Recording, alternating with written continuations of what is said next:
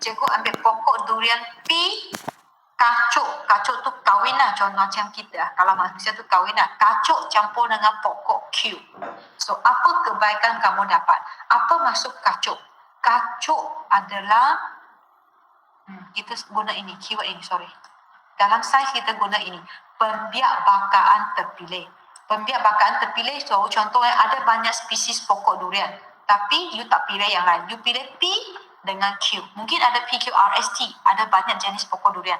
You pilih P, you kacukkan dengan Q. Itu kita sebut pembiakbakaan terpilih. Kenapa kita pilih dia? Mesti dia ada keistimewaan dia. Contoh, P punya keistimewaan isi tebal. Q punya keistimewaan walaupun isi dia tak tebal, tapi pokok ini dia tahan penyakit. So kita kacukkan dua, dia akan dapat dua-dua kebaikan. So pokok baru yang dihasilkan, dia akan dapat buah-buahan yang isi tebal, at the same time dia pun dapat ciri-ciri sangat tahan penyakit. So ABCD, you pilih ada dua yang cikgu sebut. Okay, isi tebal betul, sangat tahan penyakit. So ini jawapannya A. Kalau B, dia dapat isi nipis, salah. Kita kacuk untuk dapat yang baik, bukan kacuk untuk mau dapat yang tak baik. C, isi tebal betul, tapi kurang tahan penyakit. Ini sudah jadi salah. Okay. D, isi nipis, salah. Kurang tahan penyakit pun salah. So belajar kena ingat apa? Keyword. Pembiakbakaan terpilih, dia mau dapat ciri-ciri yang terbaik. Okey, dia mau dapat ciri-ciri yang terbaik daripada pokok P dan pokok Q. Okey, boleh tak yang ini? Pembiakbakaan terbaik terpilih. Understand or not the question? 34. Faham. Boleh ya? Okey, so cikgu teruskan. Okey, 35. Soalan 35 awak tengok gambar. Apa awak dapat? Ada haiwan ternakan. Kita bela lembu.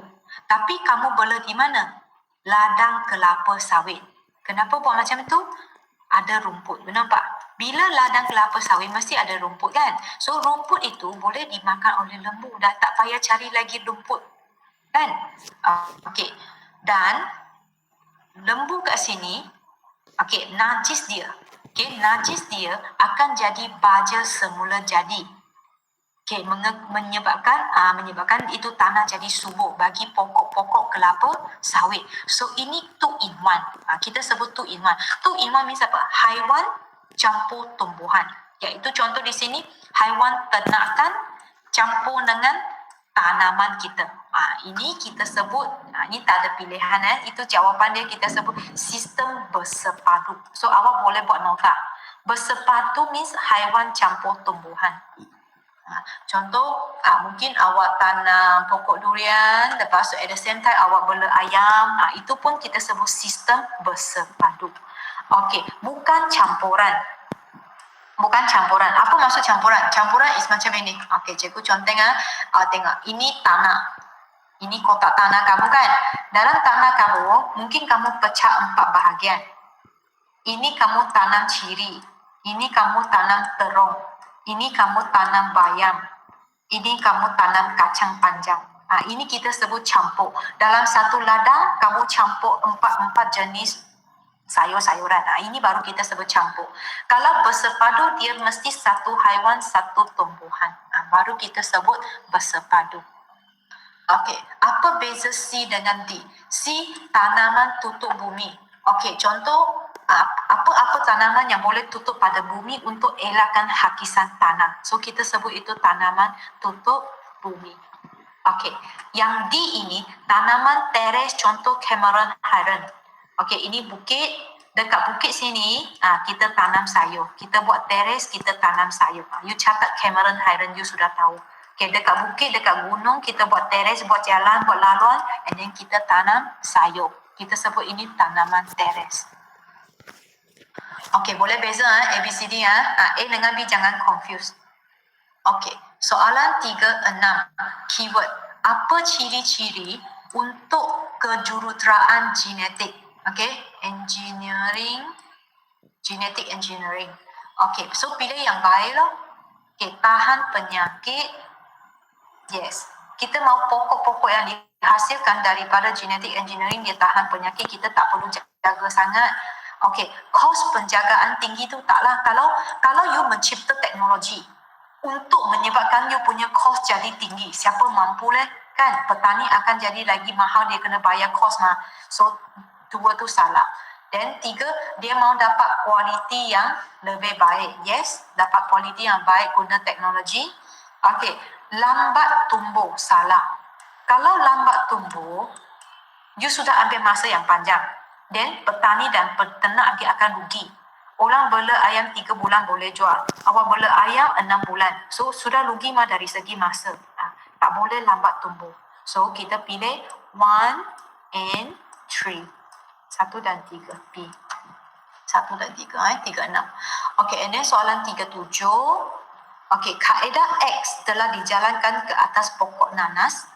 Hasil pertanian nanas ini meningkat dan buah-buahan dia mempunyai ciri-ciri yang serupa dengan induk. Ini keyword. Dia 100% sama. Okay? 100% sama dengan induk original. Ini kaedah apa? Ini kita sebut kaedah clone. Bila clone, kita dapat genetik yang 100% sama. Sebab tu cikgu kata clone, dia boleh clone pada tumbuhan, boleh clone pada haiwan ternakan, tapi tak boleh clone pada manusia. Sebab bila clone pada manusia, contoh cikgu clone Miruna, cikgu akan dapat genetik Miruna yang baru itu, dia 100% sama dengan genetik Miruna yang original. Okey, tak boleh clone manusia. Dengan cap ibu jari pun sama. So, genetik dia adalah 100% sama. Sebab tu cikgu bagi keyword ini. Serupa dengan induk. Okey, biasa pengklonan, kita akan pilih genetik yang sangat-sangat baik. Bila you pilih genetik yang sangat-sangat baik, automatik generasi seterusnya, dia clone. Genetik dia akan sama. Original, dia macam photostat. Photostat copy dia punya genetik. So, dia akan dapat serupa sama macam induk dia. So, itu kita sebut pengklonan. Okay? Kalau B ini, selalu tanya B ini, pembiakbakaan terpilih. Pembiakbakaan maksudnya dia kacuk, dia campur. Pokok jagung A, spesies A, campur pokok jagung spesies B. Nanti dia dapat pokok jagung spesies C. C ini ada ciri-ciri yang baik daripada A dan juga yang baik daripada B. Ciri-ciri yang tak baik dia tak ambil. Yang C ini dia hanya akan ambil ciri-ciri yang baik sahaja.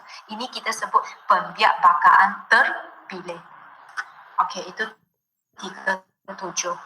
And then 38. Okey, sebuah kebun tomato diserang oleh aphid. Aphid ini adalah sejenis serangga. Dia akan serap nutrien daripada batang pokok. So dia membiak dekat batang pokok, dia tinggal dekat batang pokok and then dia akan serap nutrien. Lama-lama pokok ini akan matilah sebab nutrien dia sudah diserap oleh serangga yang bernama aphid di sini. Okey, jadi apa kita nak buat tanpa keyword di sini? Tanpa memberi kesan kepada alam sekitar. Maksudnya petani ini dia tak mau guna racun. Dia tak mau guna racun untuk bunuh serangga aphid. Dia nak guna kaedah semula jadi. Iaitu kita sebut kawalan biologi. Kalau kaedah semula jadi, kita sebut kawalan biologi. Contoh dekat ladang kelapa sawit ada tikus. Tapi kamu tak mau guna racun tikus. Kamu bela burung hantu.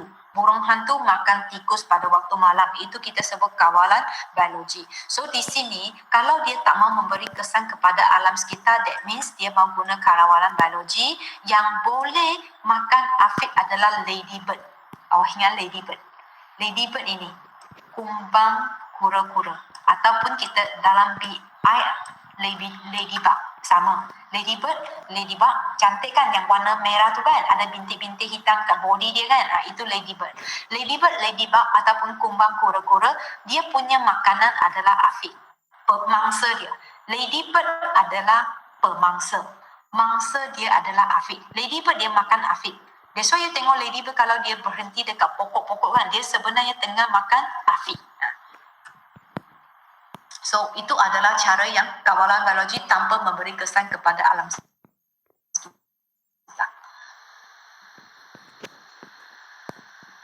Okey, 39. Seorang individu ingin menikmati buah rambutan walaupun processing. Okey, sorry, keyword dia ada ini. Teknologi pemprosesan makanan, kan cikgu ajar ada 8 kaedah memproses makanan. Masukkan jadi tin, keringkan air dia, ada guna sinaran, ada guna penapaian, ada masak kan. Okey, buah-buahan rambutan adalah buah-buahan yang bermusim. Kalau musim dia sudah habis, kamu nak makan buah-buahan lagi, buah rambutan lagi, terpaksa guna cara pengetinan. So, buah-buahan rambutan masa dia bermusim itu, lebih kan? So, semua kita jadikan tin. So, pengetinan, so anytime you can eat. Okey, itu teknologi pemprosesan pengetinan. Okey, penapaian tu tambah yeast. Macam kimchi. Okey, itu tambah yeast punya atau bakteria untuk dia menapai. Okey, sinaran dia guna sinar radioaktif. Sinar radioaktif untuk scan matikan bakteria. Itu penyinaran. Pendehydratan contoh ikan yang fresh, kita jadi ikan masin. Keringkan air. Udang kering. Pendehydratan. Okey, soalan 40. Okey, ini sudah jadi ini sudah masuk tajuk-tajuk makanan pemprosesan makanan. Apa tujuan menambah kanji? Kanji tu tepung ubi. Tepung ubi kayu. Kita tambah kanji ke dalam sos tomato. Okey, you ingat tak dekat sos tomato kat rumah kita, dia sangat pekat punya. Dia bukan cecair. Dia sangat sticky. Sebab dia ada tambah kanji, starch, corn flour. Sebab untuk memperbaiki keadaan makanan supaya dia nampak macam jelly sikit. Itu dia memperbaiki keadaan makanan ataupun tekstur makanan. Okey. So macam mana nak bezakan jawapan? Cikgu bagi keyword. Okey, cikgu bagi keyword terus. Kalau menghalang pertumbuhan mikroorganisma, itu kita pakai pengawet. Kalau melambatkan pengoksidaan, itu kita pakai pengantioksidan. Vitamin C, selalunya vitamin C. Okey, selalunya vitamin C. Untuk pengantioksidan tu tak mau dia bau minyak busuk. Kalau makanan goreng simpan lama, dia ada satu bau minyak tengik. So you kena tambah pengantioksidan untuk hilangkan bau tengik dia. Okey, untuk kurangkan dia punya proses pengoksidaan. Okey, kalau memperbaiki rupa, kita letak pewarna supaya dia jadi cantik. Rupa jadi cantik, kita letak pewarna. Okey, untuk A, memperbaiki keadaan makanan, kita letak penstabil. Ini kita sebut penstabil. Kanji dia memainkan peranan sebagai penstabil. Contoh juga macam kita buat jelly. Kalau awak buat jelly buah-buahan kat rumah, selalunya buah-buahan tenggelam ke bawah, kan? Okay, tapi kenapa beli kat kedai? Dia boleh timbul dengan cantik. Sebab dekat kedai dia sudah tambah penstabil. Dekat rumah kita tak tambah, kita buat biasa kan? Itu salah satu bahannya kita sebut ini, penstabil. Okay, question 40. Okay, 41 ini kacang tanah. Okey, pilih teknologi pemprosesan yang paling sesuai untuk memanjangkan tempoh. Kalau kita mau kacang tanah ini simpan lebih lama, panjangkan tempoh penyimpanan. So kita mau pakai teknologi apa? Okey, so kita dah tahu semua kacang dia ada minyak yang menyebabkan dia bau, jadi tak sedap sebab bau minyak tengik, sudah berlaku pengoksidaan. Okay, kalau kita kat rumah kita ada kacang tanah kan dalam packing kan. Kalau you sudah buka, you tak cepat habiskan dalam masa sebulan, 2 bulan, you tinggalkan lagi, nanti you makan, selain lemau, dia punya bau, dia sudah ada bau minyak busuk sikit. Itu adalah bau tengik di mana proses pengoksidaan berlaku. So kita kena cari ini pengantioksidan. Okay, kalau mau dia tahan lama, kita tak mau bagi dia kena oksigen. Okay, so cara mana satu yang tak mau bagi dia tak kena oksigen, iaitu kaedah pembungkusan vacuum. Okay, kalau kita bungkus secara vacuum, apa maksud vacuum? Vacuum tu tak ada udara. Kalau packing itu tak ada udara, bermakna kacang itu boleh tahan lama. Sebab kacang ini dia cepat dioksida oleh udara. Sebab tu kena simpan dalam tempat kedap udara ataupun kita sebut pembungkusan vacuum. Okey, baik. 42. Maklumat di bawah adalah bahan-bahan untuk buat aiskrim. Buat aiskrim vanila. Okey, apa yang berlaku jika kuning telur tidak ditambah ke dalam makanan ini? Masa kita buat aiskrim ada guna kuning, telur kuning. Okey, kalau terlupa tambah telur kuning ini, apa jadi pada aiskrim ini? So, you kena tahu apa fungsi telur kuning di sini. Okey, cikgu jawab lagi. Fungsi dia adalah pengemulsi. Fungsi dia adalah pengemulsi.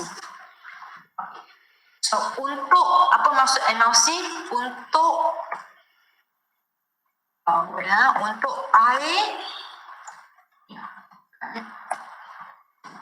air boleh bercampur dengan lemak.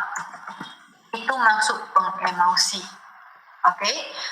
Pengemulsi punya fungsi, kalau air dengan lemak, dia sepatutnya kalau dia tak bercampur, dia akan berpisah. Okey. If kita tambah sikit pengemulsi, air dengan lemak dia boleh bergaul, bercampur dengan sekata. So dia jadi smooth, jadi cantik. So apa berlaku kalau tak tambah telur kuning? Okey. So dia bahan-bahan. Okey. Jawapan di sini tongki, iaitu bahan-bahan dia tidak akan campur. Ini keyword dia. Bahan-bahan tidak akan campur dengan sebati. So you punya aiskrim akan separate jadi 2 layer. 2 layer makan pun rasa geli. 1 layer ada lemak, 1 layer tu ais. So sebab tu kita tambah pengemulsi. Kalau kamu nak tekstur lebih lembut, itu adalah penstabil. Okey? Tekstur yang lebih lembut itu adalah penstabil. Okey. So kita guna pengemulsi di sini tidak bercampur. Okay. So keyword untuk emulsi dia mesti ada keyword campur. Okey? Campur emulsi cari keyword campur. Kalau tekstur yang lebih lembut itu adalah penstabil. Maybe you boleh tulis di sini. Tekstur yang lebih lembut untuk penstabil. Okay. Untuk keyword bercampur. Supaya lemak dengan air bercampur, itu keyword pengemulsi. Okey, lepas tu 43 keyword ini. Acid ascorbic, highlight. Ini keyword dia. Okay. Acid ascorbic dia sejenis vitamin C. Okay. Acid ascorbic dia adalah sejenis, dia sebenarnya vitamin C nama dia. Okay. Vitamin C fungsi dia untuk tak mau cepat oksida. Okay. Cikgu tuliskan. Okay. Dia adalah antioksida. Okay. Sentiasa ingat acid ascorbic is vitamin C. Vitamin C dia untuk kurangkan pengoksidaan. Okay, dia sebagai antioksida. So, keyword dia cari oksida lah. Ini keyword dia. Melambatkan pengoksidaan. Melambatkan pengoksidaan makanan. Okay, melambatkan pengoksidaan makanan. So, 43. Okay, lepas soalan 44. Ada lagi sikit. Okay, keyword menghalang. Menghalang pertumbuhan mikroorganisma dalam makanan. Itu kita pakai pengawet. Cikgu sudah cakap tadi. Kalau ada menghalang pertumbuhan mikroorganisma, itu preservatif, pengawet. Okay, pengawet. So bila tambah pengawet, makanan boleh tahan lama. Makanan jadi boleh tahan lama. Okay, 44. Okay, kemudian 45. Okay, ada suhu ini. 63 darjah Celsius, 30 minit. Lepas tu terus kena sejuk segera. Atau satu lagi, 72 darjah Celsius dipanaskan 15 saat. Ini adalah kaedah pempancuran untuk fresh milk, susu segar. Okay, keyword dia pempancuran untuk susu segar. Okay, next. 43 ini udang, seafood. Okay, semua seafood kita kalau nak dia tahan lama, guna cara ini. Penyejuk bekuan. mesti bekukan dia, ada jadi ais, beku sampai bentuk ais. Itu kita sebut penyejuk bekuan. Okay, freezing. Biasanya ayam, ikan, daging yang kita beli kan, kita simpan dalam freezer kan, sampai dia beku, dia ada ais, dia jadi kering, bukan kering, dia jadi keras. Okay, so itu kita sebut penyejuk bekuan. Okay, itu boleh tahan lama. Okay, 47, pilih label. Label makanan yang mengandungi semua maklumat di bawah peraturan ataupun akta makanan 1985. Okey, kamu catat ada 5 perkara. Tolong ingat. Ada 5 perkara wajib ada pada label. Pertama, kena ada nama makanan. Okey. Kedua, kena ada berat bersih. Okay, berapa gram, berapa ml. Ketiga, kena ada tarikh luput. Okey, 5 je awak ingat. Okey. Keempat, kena ada ramuan, ingredient, dibuat daripada apa. Kelima, kena ada nama dan alamat kilang dia. Okey, so 5 ini wajib. Harga tak wajib, logo halal pun tak wajib. Okey, yang 5 ini paling penting. So awak carilah label mana yang ada kelima-lima ini. Kurang satu pun tak boleh. Ini akta-akta undang-undang. So di sini yang lebih tepat 47, label yang lebih tepat A loh, jawapan A. You tengok ada sini. Oh wait sorry.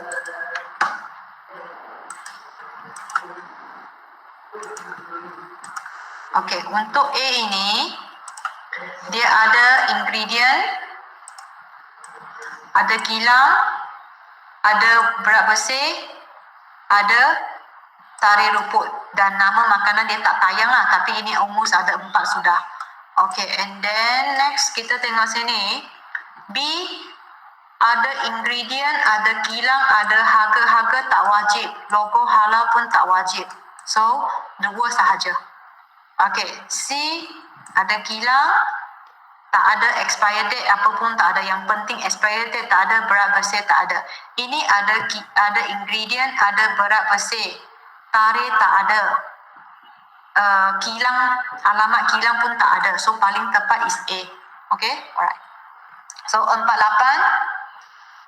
Okay, baik. Maklumat ABCD yang mana tidak diperlukan, tak diperlukan dalam akta makanan. Sama saja 5 perkara yang cikgu cakap. Okey, tarikh, expired date ada, ingredient ada, berat bersih ada. So ACD betul. Harga tak wajib. Harga ikut kedai. Okey, harga tak wajib punya dalam label. Okey. Baik, so itu ni sekarang jadi senang soalan 4 belakang ini semua pasal label. Okey, baik, soalan ini a family dia nak pergi berkelah pada tarikh 29 April. Okey, April 2018. Okey, pilih roti mana? Okey, kamu tengok expired date ini. Ini sudah expired, tak boleh. Ini bulan Mac pun sudah expired, tak boleh. Ini ngam-ngam pada hari itu, hampir expired sudah sama tarikh. So kita kena pilih lebih lambat punya. Okay, so jawapannya C. So itu soalannya untuk objektif.